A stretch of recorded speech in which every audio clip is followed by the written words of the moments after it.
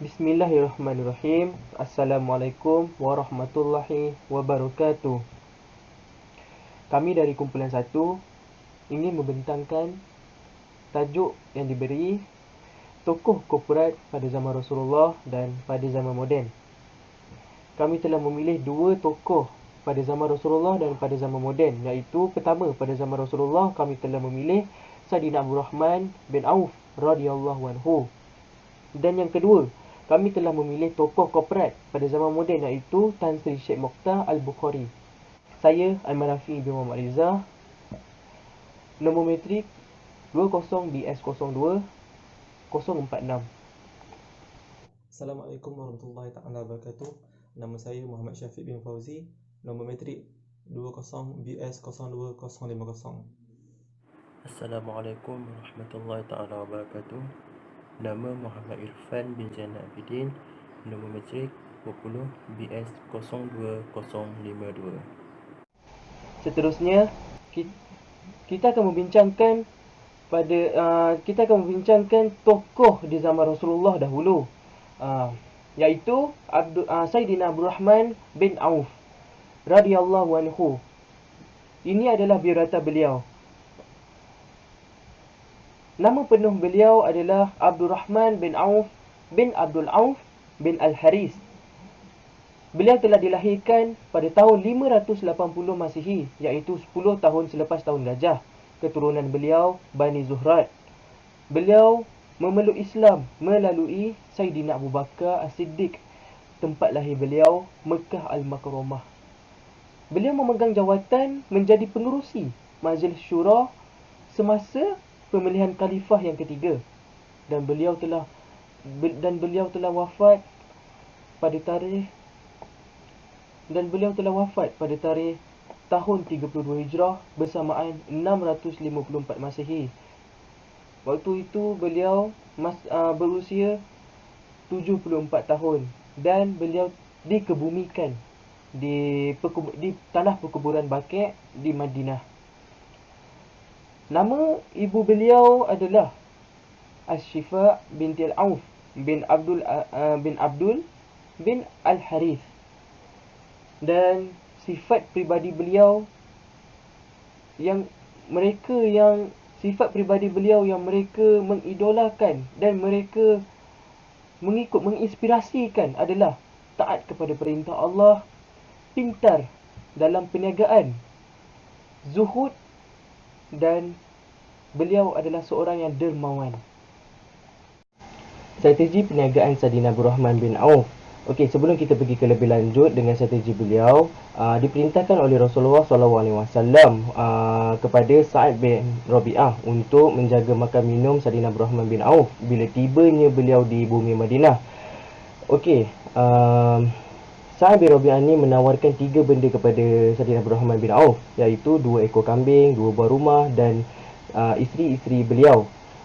Tetapi Saidina Abdul Rahman bin Auf ni menolak ketiga-tiga tawaran tersebut dan ingin meminjam kepada Sa'ad bin Rabi'ah ini 50 dinar untuk memulakan perniagaan beliau. Dengan 50 dinar tersebut, beliau ingin membeli seekor unta. Okey, dengan seekor unta. Okey, kita masuk pada bahagian strategi yang pertama, jual unta dengan harga kos. Okey, dengan cara jual unta dengan harga kos adalah strategi pertama beliau. Beliau dengan cara itu beliau boleh menarik ke semua pelanggan yang ingin membeli unta di Madinah tersebut. Kiranya semua pembeli yang ingin membeli unta akan datang kepada Saidina Abdul Rahman bin Auf.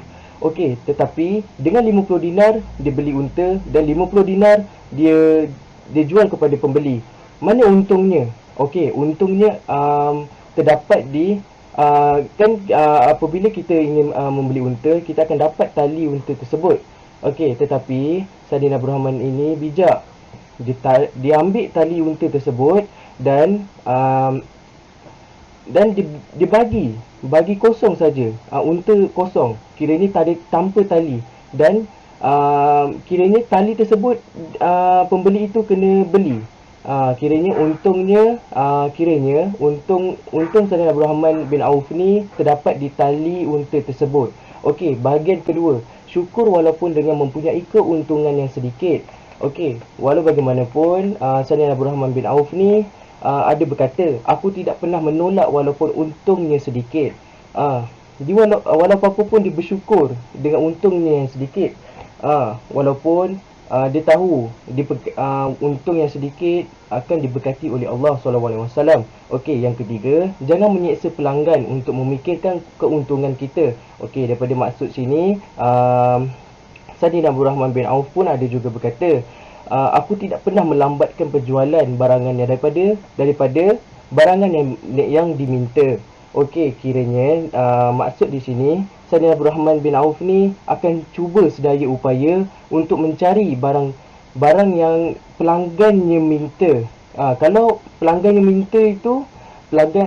itu minta barang yang tiada pada sekarang, dia akan cuba cari juga. Dia tak akan hampakan pelanggannya. Okey, yang keempat adalah urus niaga secara tunai. Sayyidina Abdul Rahman bin Auf ni tidak akan sesekali menggunakan cara bayaran angsuran ataupun tangguhan, dan beliau juga ada berkata, aku tidak menjual secara tangguhan bayaran. Daripada situ kita dapat faham dia amat tegas kepada tentang hal pembayaran. Dipetik daripada Hamka dan perbualan Hamka dengan Sayyidina Abdul Rahman bin Auf, dan Hamka tertarik pada jawapannya, iaitu aku tidak menjual barang-barang yang cacat. Aku memang cukup dengan untung yang sedikit kerana aku tahu Allah akan memberkati untung yang sedikit itu. Okey, seterusnya kita akan masuk pada bahagian iaitu sumbangan harta. Sumbangan harta iaitu daripada Sayyidina Abdul Rahman bin Auf. Okey, yang pertama, barang keperluan menyumbangkan barang keperluan yang dimuatkan atas 700 ekor unta untuk penduduk Madinah. Ya Allah, besar betul dia punya sumbangan dengan 700 ekor unta kepada penduduk Madinah. Okey, untuk bahagian ni saya ada satu kisah tentang harta Sayyidina Abdul Rahman bin Auf. Bayangkan, apabila kedatangan Sayyidina Abdul Rahman bin Auf dengan harta-hartanya boleh buatkan bumi Madinah itu seperti gempa bumi. Dengan sehinggakan Sayyidatina Aisyah pun berkata, apa berlaku ni, gempa bumi ke? Macam tu. Tapi sedangkan itu adalah kedatangan Sayyidina Abdul Rahman bin Auf. Dia datang dengan harta-hartanya. Bayangkan, banyak betul harta beliau. Okey, seterusnya, berapa nilai harta dia? Beliau mempunyai 1000 kuda, 1000 unta dan 10,000 ekor kambing. Dan kalau nak dibahagi, dan selepas beliau wafat, 1/4 hartanya, daripada hartanya 1/4 daripada hartanya, iaitu 84,000 dinar. Banyaknya, Allahu Akbar. Okey, seterusnya, yang kedua, tanah. Menjual tanah dengan harga 40,000 dinar dan dibahagikan kepada Bani Zuhrat, para ummahat al-mu'minin, iaitu isteri Rasulullah SAW dan fakir miskin. Dan sumbangan harta yang ketiga adalah Perang Badar. Perang Badar, kalau nak diikutkan, kawan-kawan boleh ingat lagi kan apa itu dan peristiwa Perang Badar. Okey, Sayyidina Abdul Rahman bin Auf pun adalah seorang penderma 400 dinar emas kepada bekas tentera Perang Badar yang hidup seramai 100 orang. Maksudnya dekat sini, dia bagi setiap orang yang hidup, 100 orang yang masih hidup, yang telah berperang atas nama Allah, dia beri lagi 400 dinar emas setiap seorang. 400 dinar emas, 400 dinar emas, 400 dinar emas setiap seorang dibagi. Okey, baik, seterusnya kita pergi kepada faktor kejayaan Sayyidina Abdul Rahman bin Auf radhiyallahu anhu. Okey, banyak faktor-faktor kejayaan yang dia buat semasa berniaga. Yang pertama ialah zuhud, di mana dalam berniaga tu hatta beliau mendapat bagi keuntungan, dia merasa tidak meninggikan dirinya, dan beliau juga rasa beliau hanya merendahkan diri, yakni zuhud lah. Serta tidak meninggikan diri, rasa bongkar, takabur. So dia biasa dan zuhud sahaja. Yang kedua ialah usaha yang gigih, di mana yang kita tahu sekalipun, sekiranya kita nak berniaga ataupun nak buat apa-apa perkara sekalipun, kita mesti usaha, di mana usaha itulah yang kita akan dapat satu kejayaan ataupun satu apa yang kita nak. Di mana usaha ni sekiranya kita tak buat, maka apa yang kita nak tu tak dapat lah. Jadi Abdul Rahman bin Auf ni dia berniaga dengan bersungguh-sungguh untuk mendapat apa yang dia nak. Yang ketiga, seterusnya ialah berniaga barangan halal dan suci. Maksudnya beliau ni berniaga bukan mengambil hak orang. Beliau mengambil hak, beliau menjual ataupun berniaga barangan sendiri. Itu barangan yang halal dan suci. Okay. Yang seterusnya ialah menderma pada jalan Allah. Di dalam berniaga juga, beliau berniaga, ada masa yang terluang, beliau juga menderma kepada orang fakir miskin, tidak berkemampuan dan orang yang memerlukan lah. Beliau akan menderma seikhlas hati yang dia derma lah. Yang seterusnya ialah jujur dan ikhlas, di mana Sayyidina Abdul Rahman bin Auf radhiyallahu anhu ni, dia ketika berniaga dia jujur, dia tak menipu, barangan dia pun suci, halal. Jadi beliau jujur lah dan ikhlas. Dia menjual tu tidaklah rasa dia tidak ikhlas lah, rasa tak tidak yalah apa yang tu dia, supaya dia jujur lah kan. Dan terakhir sekali ialah bersyukur dengan nikmat dan rezeki Allah, yakni apa yang Sayyidina Abdul Rahman bin Auf ni dia jual, yang ataupun yang dia dapat, jadi dan itulah barangan keuntungan yang beliau dapat, yakni dia bersyukur. Apa yang dia dapat itulah dia bersyukur.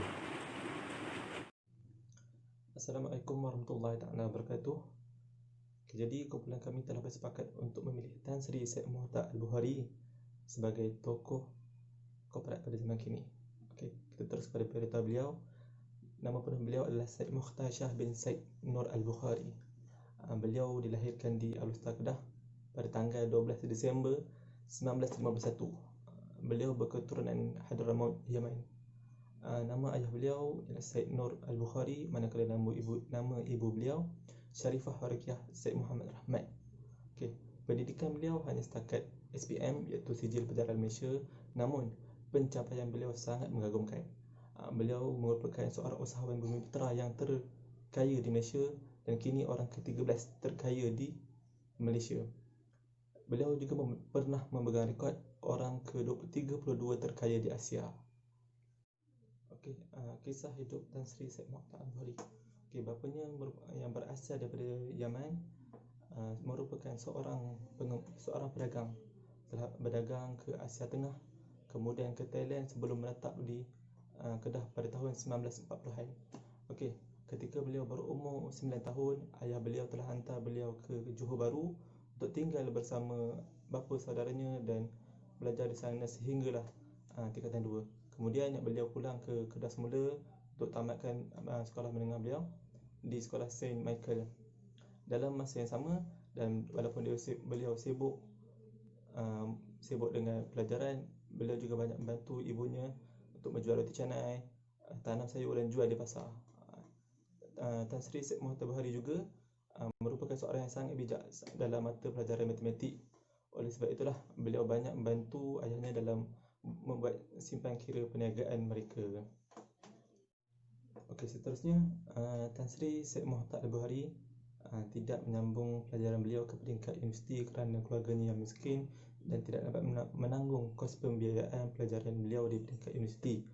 Jadi selepas tamat sekolah, beliau bantu ayahnya dalam perniagaan penternakan lembu.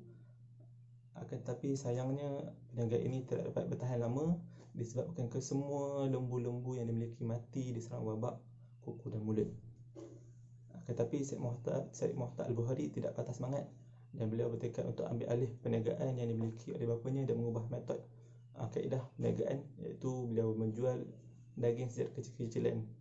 Jadi caranya beliau pergi ke pasar-pasar di sekitar Alor, membeli semua daging-daging yang tidak terjual dan bungkus semula dengan ais, jual kepada peniaga-peniaga Bumi Putra dan restoran-restoran yang ada di sekitar Alor. Jadi perniagaan ini mendapat sambutan dan beliau sangat gembira dan perniagaan berkembang maju. Dan beliau dengan kejayaan ini beliau lebih semangat untuk mengembangkan lagi perniagaan beliau. Okey, seterusnya jenis perniagaan awal yang dimiliki oleh Tan Sri Syed Mohtar Al-Buhari. Okey, yang pertama perniagaan menjual daging bersama ayah yang tadi. Yang kedua perniagaan pengangkutan lori. Okey, pada tahun 1972, Tan Sri Syed Mohtar Al-Buhari telah mendapat bantuan pinjaman daripada MARA sebanyak RM110,000 Malaysia. Jadi beliau telah membeli dua buah lori Mercedes 911 LS. Dan syarikat beliau masih ada sehingga kini, iaitu syarikat pengangkutan Sentosa. Dan kalau tak silap sekarang telah mempunyai lebih kurang 40 ataupun 50 lebih biji buah lori yang untuk disewakan. Okey, yang ketiga adalah perniagaan beras. Perniagaan beras ini bermula pada tahun 1975 dengan nama syarikat Shah. Okey, dengan nama syarikat Shah. Tapi kini nama telah bertukar menjadi syarikat Bernas. Dan syarikat Bernas mempunyai saham sebanyak 61% dalam syarikat Jasmine Food Corporation. Okay. Yang keempat iaitu perniagaan gula. Okay, perniagaan gula ni telah bermula pada tahun 1979 dan masih ada sehingga kini. Antara produk gula beliau adalah gula CSR. Okey, baik, kita pergi pada sudut sumbangan, iaitu Tan Sri Syed Mohtar Al-Buhari. Iaitu sumbangannya ada 3 sumbangan, di mana sumbangan kepada ummah, sumbangan kepada negara dan sumbangan antarabangsa. Okey, kita pergi kepada sumbangan kepada ummah dulu, di mana tertubuhnya Yayasan Al-Bukhari ni pada bulan Mac 1996 dan yayasan itu dijadikan sebagai yayasan badan kebajikan, di mana beroperasi untuk berperanan membantu golongan orang miskin yang tidak berkemampuan. Maksudnya ialah menyokong perkembangan seni, maksudnya perkembangan seni Islam lah. Dan yayasan ini juga dia menaikkan budaya Islam serta menggalakkan persefahaman antara peradaban. Okey, seterusnya kita pergi kepada sumbangan dalam negara, iaitu banyak sumbangan dalam negara sebenarnya yang Tan Sri Syed Mohtar Buhari ni yang dia buat, yang dia sumbang. Tapi saya mengambil 5 saja, di mana yang pertama ialah beliau menyumbang untuk membina Muzium Kesenian Islam, yakni muzium yang memaparkan hasil seni Islam lah. Yang kedua ialah melancarkan program tuition Al-Bukhari untuk pelajar yang berada di luar bandar, maksudnya yang tidak mempunyai capaian internet, yang tidak supaya pelajar tu melepasi mengambil peperiksaan akhir tahun sekolah mereka. Yang ketiga ialah program beasiswa Al-Bukhari. Program beasiswa Al-Bukhari ni beliau memberi sumbangan ataupun memberi beasiswa kepada pelajar-pelajar yang layak melanjutkan pelajarannya, melanjutkan pelajaran mereka ke Universiti AIU. Yakni AIU ni ialah universiti di bawah Tan Sri sendirilah. Itu di bawah Yayasan Al-Bukhari sendiri. Dan juga pelajar-pelajar yang melanjutkan pelajaran di 17 buah universiti di seluruh negara. Beliau juga menyumbang kepada mereka yang pergi ke 17 buah universiti ni lah. Okay, yang keempat ialah Masjid Al-Bukhari juga dibuka kepada orang ramai pada tahun 2001 dan bilangan jemaah pada setiap masa boleh memuatkan seramai 10,000 orang dalam satu masa. Dan yang terakhir sekali ialah sumbangan beliau ni juga. Beliau bekerjasama dengan Lembaga Tabung Haji untuk beliau menaja jemaah-jemaah ni untuk pergi membuat haji pada tahun 2015. Dan seramai 895 jemaah lah yang beliau membantu menaja jemaah-jemaah tu untuk mengerjakan haji di Mekah. Seterusnya ialah sumbangan antarabangsa. Beliau juga ada menyumbang kepada antarabangsa. Banyak juga beliau menyumbang kepada luar negara, tapi saya mengambil 3 sahaja, di mana yang pertama ialah beliau menyumbang untuk membina hospital yang bernama Saidina Abu Bakar Hospital and Training Center lah, di mana dalam hospital tu ada juga tempat untuk belajar perubatan lah. Jadi di situ tempat hospital yang dibina ialah di Kampala, Uganda, dan khas untuk rawatan ialah untuk mencegah penularan HIV ataupun AIDS. Yang kedua ialah sumbangan beliau ialah beliau menghulurkan bantuan bencana alam pada masa-masa musibah gempa bumi di China pada 2008, di Pakistan dan Iran pada 2003, dan serta musibah tsunami lah, kalau kawan-kawan ingat musibah tsunami di Indonesia yang ramai terjejas juga di Indonesia pada tahun 2004. Dan yang terakhir sekali ialah sumbangan bagi pembinaan kampus baru Darul Ulum Islamic Academy di Brisbane, Australia. Seterusnya juga kita pergi kepada pengiktirafan Tan Sri Syed Mokhtar Al-Bukhari, di mana beliau diangkat sebagai tokoh Ma'al Hijrah pada tahun 2008 oleh Yang di-Pertuan Agong Malaysia pada masa itulah. Saya tak pasti, saya tak ingat siapa Yang di-Pertuan Agong pada masa itu, tapi beliau pernah diangkat sebagai tokoh Ma'al Hijrah lah pada tahun 2008. Dan sebagai kerana apa dia diangkat? Kerana beliau banyak memberi sumbangan kepada masyarakat, lagi-lagi lebih kepada orang Islam lah. Dan seterusnya beliau juga Beliau juga mendapat title ataupun anugerah Tan Sri kerana oleh mendapat title anugerah Tan Sri oleh Sri Paduka Bangladesh yang di-Pertuan Agong pada masa itu juga. Dan yang Tan Sri ni saya tak pasti pada tahun bila, dan beliau juga membawa gelaran Tan Sri dan Datuk Seni Setia Mahkota Kedah oleh yang DYM Sultan Kedah sendiri. Jadi akhir sekali, apa yang kita boleh ambil